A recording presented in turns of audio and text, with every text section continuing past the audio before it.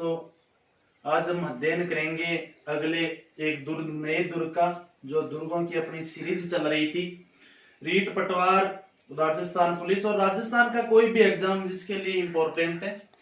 और इसमें हमें जो सीरीज के क्रम में अध्ययन कर रहे हैं राजस्थान की सन सिटी यानी सूर्य नगरी। और सूर्य नगरी कौन सी? जोधपुर, या जिसको नीला शहर भी कहते हैं, यानी जोधपुर में स्थित किसी एक दुर्ग का अध्ययन कर रहे हैं। जी दोस्त, जोधपुर जो नगर है, इस जोधपुर नगर की स्थापना सन 1459 में की थी एक राठौड़ वंशी राव जोधा ने। किसने की है जोधपुर की स्थापना? राव जोधा ने। जोधपुर शहर बसा लिया जोधा ने, और इस जोधपुर को क्या बना ली? अपनी राजधानी। हालांकि जोधपुर से पहले जो राठौड़ थे ना, उन राठौड़ों की राजधानी थी वो थी मंडोर। जो मंडोर प्राप्त किया था राठौड़ों ने, किससे? गुर्जर प्रतिहारों से। यानी सूर्य नगरी जोधपुर व राजस्थान का नीला शहर भी कहते हैं इसे, राजस्थान का नीला शहर जोधपुर, जिसकी स्थापना 1459 में राव जोधा ने कर दी थी। और यहाँ राव जोधा ने एक दुर्ग बनाया था, और वो दुर्ग है मेहरानगढ़ दुर्ग। कौन सा दुर्ग दोस्तों? मेहरानगढ़। मेहरानगढ़ दुर्ग एक पहाड़ी पर स्थित है, जिस पहाड़ी का नाम है चिड़िया टूक पहाड़ी। चिड़िया टूक पहाड़ी कहते हैं, चिड़ियानाथ नामक कोई मुनि रहते थे यहाँ, इसलिए इस दुर्ग को चिड़िया टूक दुर्ग भी कहा जाता है। इस दुर्ग की कहते हैं आकृति है ना, जो वो मयूर के समान है, इसलिए इस दुर्ग को मयूर ध्वज भी कहते हैं। मयूर ध्वज है, चिड़िया टूक है, इसे कागमुखी भी कहते हैं, इसे गढ़ चिंतामणि भी कहते हैं। यानी ये इस दुर्ग के जो उपनाम है, गढ़ चिंतामणि, कागमुखी, मयूर ध्वज क्यों कहते हैं? आकृति मयूर के समान है। चिड़िया टूक क्यों कहते हैं? चिड़िया टूक पहाड़ी पर बना हुआ है, इसलिए मेहरानगढ़ दुर्ग को चिड़िया टूक दुर्ग भी कहते हैं। इसका जब निर्माण राव जोधा ने करवाया था, इसकी जो नींव रखी थी वो नींव रिधिबाई ने, रिधिबाई यानी करनी माता ने इस दुर्ग की नींव रखी। हालांकि गौरीशंकर ओझा तो मारवाड़ के इतिहास में यह भी उल्लेख करते हैं कि इस जोधपुर के मेहरानगढ़ दुर्ग में एक राजिया भांबी नामक व्यक्ति को, राजिया भांबी को जिंदा चुना गया था। और जिंदा चुनने का जो कारण क्या था वो ये होता है कि जब किसी एक व्यक्ति की बलि दी जाएगी तब उस पर इसका जो निर्माण करवाने वाले हैं ना, उनका आधिपत्य ताउम्र रहेगा, इसलिए इस व्यक्ति की बलि दी जाती है। किसकी? राजिया भांबी की। ये जो गौरीशंकर ओझा इसका उल्लेख करते हैं मारवाड़ के इतिहास में। अगर जोधपुर के दुर्ग की अपने राजनीतिक या इतिहास देखें तो राजनीतिक इतिहास में सबसे पहले बात करें तो जोधा, और जोधा की पत्नी थी एक जसमादे। कौन थी? जोधा की पत्नी जसमादे।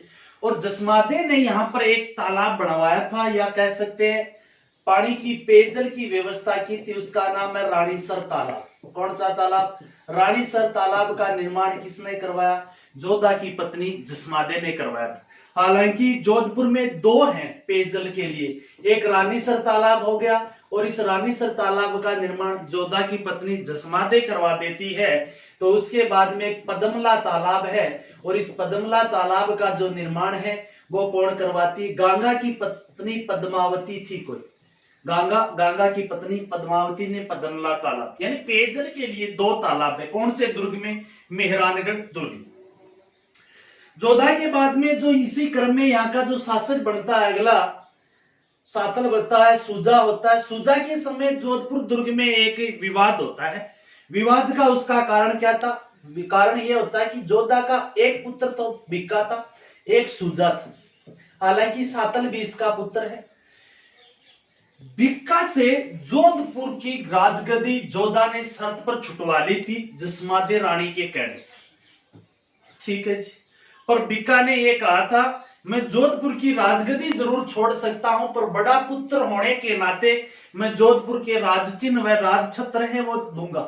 परंतु सुजा ने ये राजचिन्ह व राजछत्र देने से मना कर दिया। इसलिए सुजा व बिक्का के बीच राजचिन्हों व राजछत्रों को लेकर विवाद होता है, जिसे कहते हैं बिक्का सुजा की ठणी। बिक्का सूजा की ठणी। और इस बिक्का सूजा की ठणी का जो निपटारा है ये जसमादे करवाती, यानी बिक्का को राज चिन्ह व छत्र दे दिए गए थे और यही बिक्का आगे चलकर बीकानेर में राठौड़ वंश की स्थापना कर देता है। यानी जोधा से जुड़ा हुआ जसमादे रानी, इसने यहाँ पर रानी सर व पदमदा तालाब बनवाए। इनके पुत्रों के बीच में यानी यहाँ पर एक ठणी होती है, ठणी यानी विवाद सूजा व बिक्का में राज चिन्हों छत्रों को लेकर जसमादे ने निपटाया। सूजा उसके बाद में जो मेन शासक है, सूजा हो गया, गांगा होता है, गांगा के बाद में जो शासक यहाँ पे मालदेव था। कौन था? मालदेव।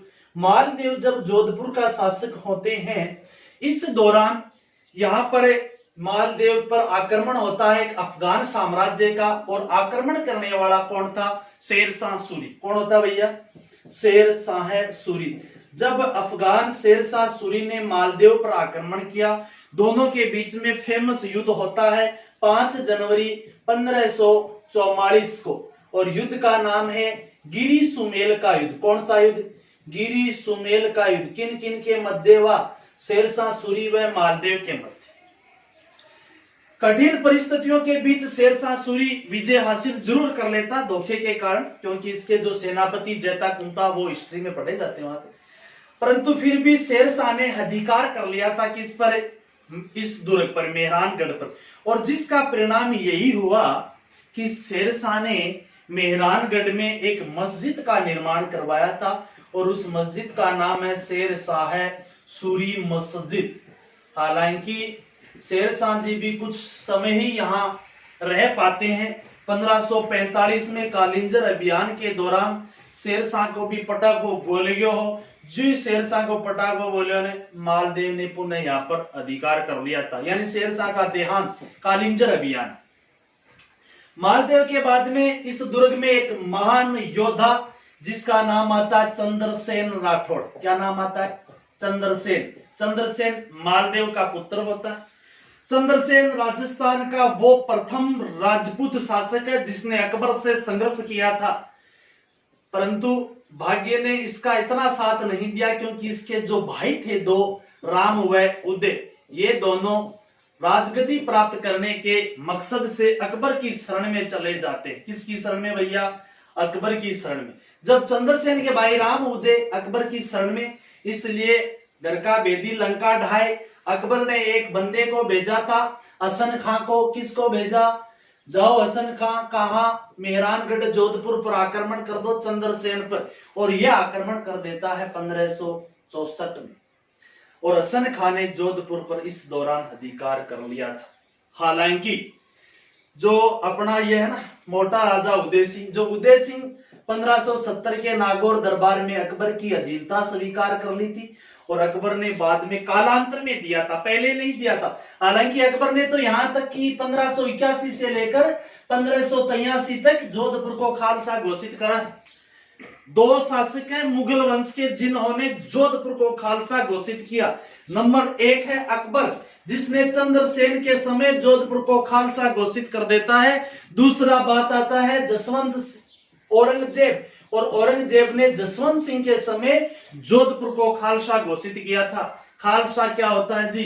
खालसा जो जिसका प्रशासन सीधे केंद्र या कह सकते हैं बादशाह के अधीन हो, उसे कहते हैं खालसा राज्य। तो जोधपुर को 2 बार खालसा, अकबर व औरंगजेब के समय।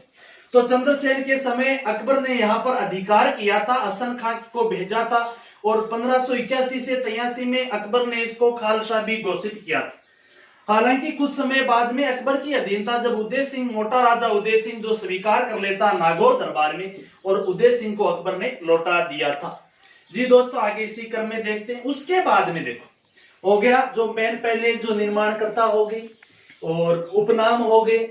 राजनीति की बात करें, जोधा हो गया, रानी जसमादे हो गई, तालाब हो गए, रानी सर यहाँ पे है, एक पदमला है। अच्छा, उसके बाद में मालदेव हो गया, उससे पहले बिक्का सूजा की ठणी होगी।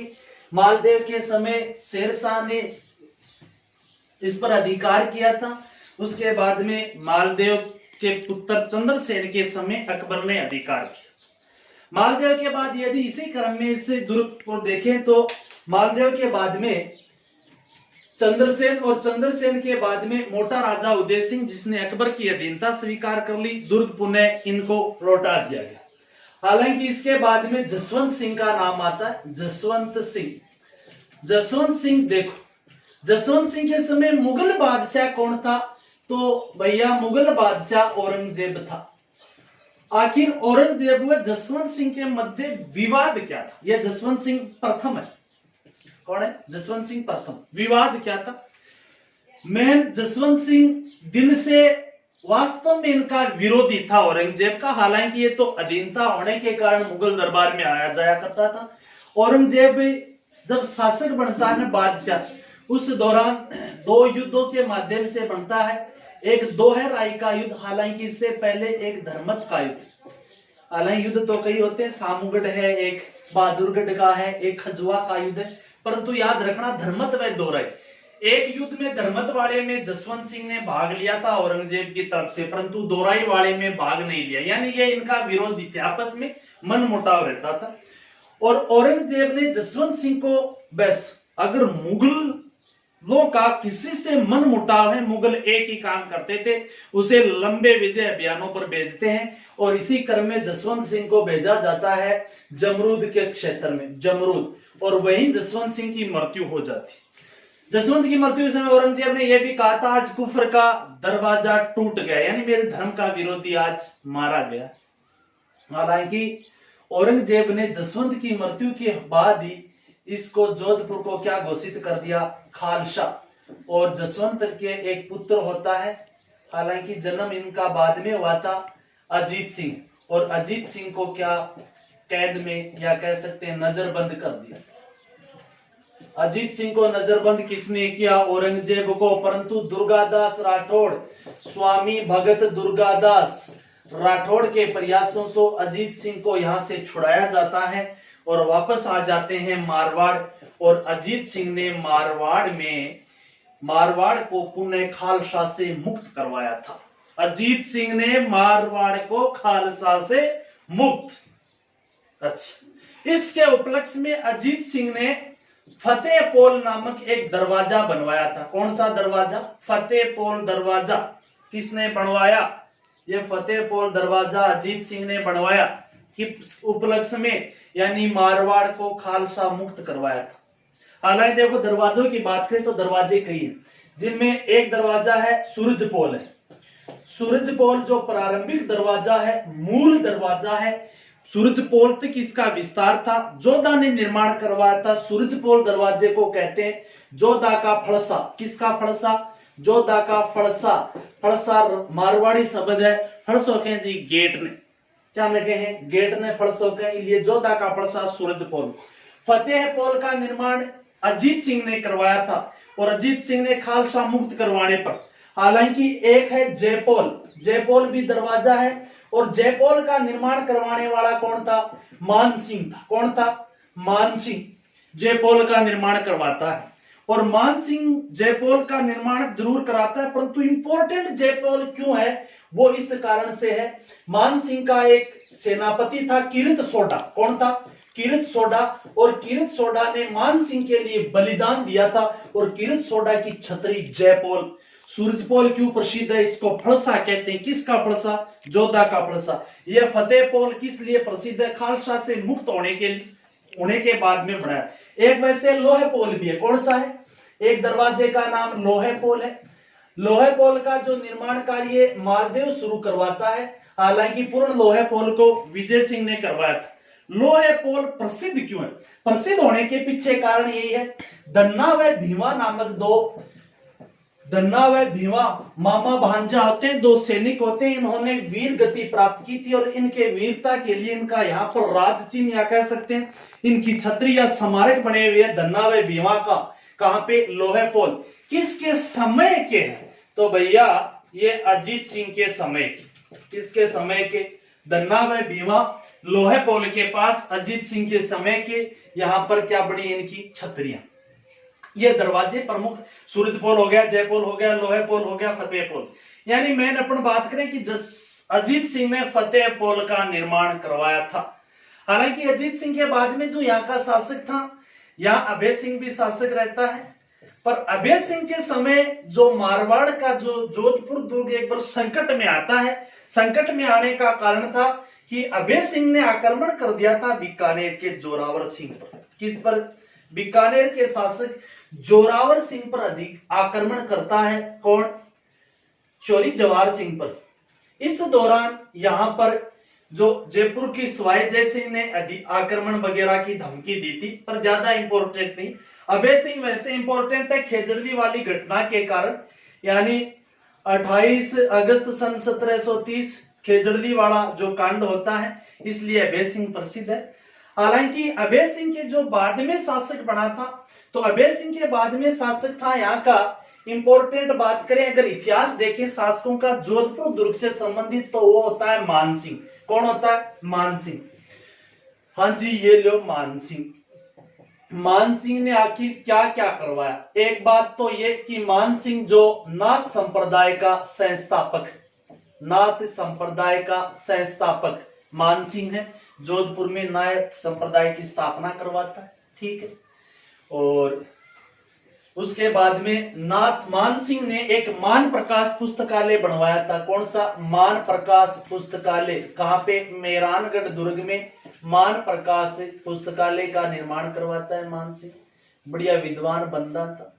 मेन मान सिंह फेमस है तो कृष्णा कुमारी विवाद के लिए, और कृष्णा कुमारी विवाद के समय ये मान सिंह का मेहरानगढ़ संकट में जरूर आ गया था, और एक युद्ध होता है गिंगोली का युद्ध। कौन सा युद्ध?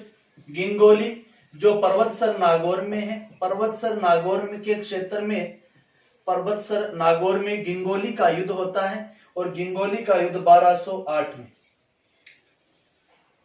सॉरी 1808 में गिंगोली का युद्ध। इस दौरान कृष्णा कुमारी विवाद होता है। कौन सा विवाद होता है? कृष्णा कुमारी विवाद। कृष्णा कुमारी विवाद था क्या? कृष्णा कुमारी देखें तो कृष्णा कुमारी विवाद 3 रियासतों के मध्य, एक मेवाड़ रियासत है, एक मारवाड़ रियासत है, और एक है आमेर, या कह सकते हैं जयपुर कह दूं इस दौरान तो कोई दिक्कत नहीं, जयपुर रियासत। इन बीच मेवाड़ का एक शासक था भीम सिंह। कौन था? भीम सिंह। और भीम सिंह की पुत्री थी कृष्णा कुमारी। कौन थी? कृष्णा कुमारी। मारवाड़ का था मान सिंह। मान सिंह का भी भाई था जिसका नाम था भीम सिंह। क्या नाम होता है? भीम सिंह। और आमेर का शासक होता है जगत सिंह। कौन होता है? जगत सिंह। ये 3 इंपॉर्टेंट शासक है, मेवाड़, मारवाड़ और जयपुर। मेवाड़ के शासक भीम सिंह की पुत्री का नाम कृष्णा कुमारी। ठीक है। कृष्णा कुमारी का जो निकाह यानी किया जाना तय होता है, सगाई होती है भीम सिंह के साथ, पर भीम सिंह विवाह से पहले वो मारे जाते हैं अपने आप, यानी इनका देहांत हो जाता है। कृष्णा कुमारी का देहांत हो गया, ये सॉरी भीम सिंह का देहांत हो गया, कृष्णा कुमारी की सगाई कर दी आगे जगत सिंह की। पर मान सिंह ने कहा भैया हम तो जिंदा है, हमारे भाई तो मरे हैं, हमारे साथ क्यों नहीं कर सकते। इस बात का पता चला इसको, इसलिए मान सिंह व जगत सिंह के बीच युद्ध होता है। ये कौन सा? गिंगोली का युद्ध। यही है कृष्णा कुमारी विवाद। इस दौरान जगत सिंह जो मान सिंह की सेना यहाँ पराजित होती है। हालांकि जो उसके बाद में जो ये 22 आती है कृष्णा कुमारी को अजीत सिंह चुड़ावत नाम आता है। तो अजीत सिंह चुड़ावत व अमीर खां। अमीर खां कौन था? अमीर खां कहां का है? आमेर का। अजीत सिंह चुड़ावत व आमेर के अमीर खां ने कृष्णा बाई को जहर देकर इसकी यानी आत्महत्या के लिए मजबूर करते हैं। ये कृष्णा कुमारी विवाद समाप्त होता है। यानी मान सिंह के समय यह दुर्ग संकट में आया था। यह प्रमुख इसका जो इतिहास रहा है। इसके अलावा अगर अपने कला की बात करें तो कला में देखो लगभग तो हो गया सिंचाई की, इसमें सॉरी पेयजल के लिए 2 है, रानीसर व पद्मला। पानी की व्यवस्था के लिए एक रानीसर है, उसकी बात हो गई। जो जसमादे ने एक पद्मला है जो पद्मावती ने। ठीक है। उसके बाद में सूरी मस्जिद होगी शेरशाह ने। इसके अलावा हम देखें तो एक तो चामुंडा माता का मंदिर है। कौन सी माता का? चामुंडा। और एक नागणेची माता का मंदिर है। हालांकि देखो मंडोर पहले इनकी राजधानी थी, परंतु मंडोर से पहले इनकी राजधानी से पहले गुर्जर प्रतिहारों की राजधानी मंडोर थी। तो चामुंडा माता है वो गुर्जर प्रतिहारों की, किसकी? गुर्जर प्रतिहारों की कुल देवी है। गुर्जर प्रतिहारों की कुल देवी कौन है? चामुंडा माता। हालांकि चामुंडा माता इन राठौड़ों की क्या है? इष्ट देवी। समझ गए? इष्ट देवी है। हालांकि नागनेची माता, जिसका मंदिर मूल तो है नगाना बाड़मेर में, ठीक है। नागनेची माता है, दक्षिण से मूर्ति लाई जाती है। ये नागनेची माता राठौड़ों की क्या है? कुल देवी। तो ये मंदिर हो गए, 2 मंदिर है। हालांकि मंदिर तो छोटे मोटे और भी होंगे, और एक मस्जिद होगी, सूरी मस्जिद। ये 2 पेयजल के लिए हो गए। उसके बाद में अगर महलों की बात करें तो एक तो फतेह प्रकाश महल है, और फतेह प्रकाश महल का निर्माण करवाने वाला कौन था? तो फतेह प्रकाश महल का निर्माण, जो फतेहपोल दरवाजा बनाया, किसने? अजीत सिंह ने। तो अजीत सिंह ने बनवाया था। एक महल है जिसका नाम है श्रृंगार चौकी, एक जो मेन स्थान है, दर्शनीय स्थल है श्रृंगार चौकी। और श्रृंगार चौकी का निर्माण करवाने वाला कौन था? तो 1857 की क्रांति के दौरान जो शासक था, कौन था? तख्त सिंह ने बनवाया था। तख्त सिंह ने इसका निर्माण करवाया है।